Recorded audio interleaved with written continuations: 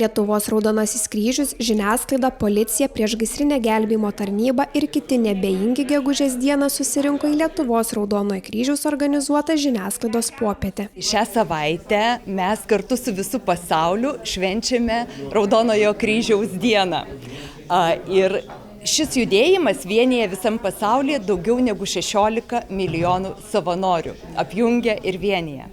Ir šiandieną mes esame čia, norėdami atšvęsti tą irgi 105 metų istoriją ir kartu pasidžiaugti Šiaulių miesto ir regiono pasiekimais mūsų komandos. Renginys suteikia galimybę žiniasklaidos atstovams įsitraukti į diskusiją apie tai, kaip žiniasklaida gali atlikti esminį vaidmenį skleidžiant Lietuvos Raudonojo kryžiaus misiją ir tai padėti žmonėms bei puoselėti savanorystės tradicijas Lietuvoje. Mums yra labai svarbu skleisti žinią apie tai, kad visi žmonės nebijotų kreiptis į mus, jeigu jiems reikia pagalbos.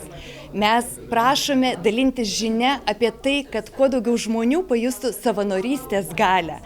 Ir norime, kad kuo daugiau žmonių neliktų abejingi tiem, kurie atsidūrė bėdoje ir prisidėtų ar savo laiku, ar lėšomis, ar žiniomis tam, kad pakeistumėm šių žmonių gyvenimą.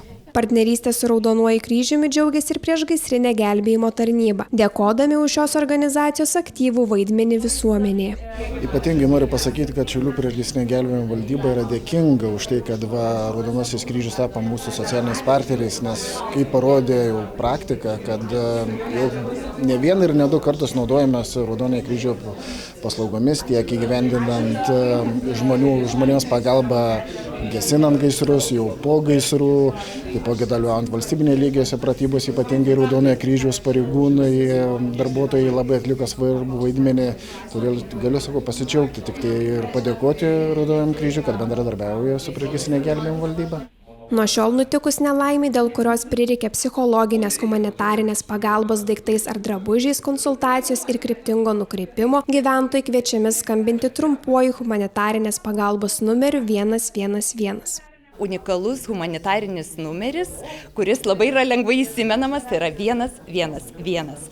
Tai dirbantis numeris kiaurą parą, tai žmonės gali skambinti bet kada, tie, kurie atsidūrė krizėje, netikėtoje situacijoje, nelaimėje. Ir tada mes padedame tiek lėšomis, tiek informaciją, padedame surasti sprendimus žmogui, kaip jam iš bėdos išeiti. Ir tai gali būti pačios įvairiausios situacijos ir iš tikrųjų jau nuo spalio mėnesio mes sulaukėme daugiau negu 10 000 skambučių visoje Lietuvoje. Tai jeigu jums kyla klausimas, ar šis numeris skirtas man, tai imkite ir paskambinkite ir mes padėsime rasti sprendimą iš jūsų situacijos. Lietuvos Raudonasis kryžius įkvėpti pirmi padėti krizėje.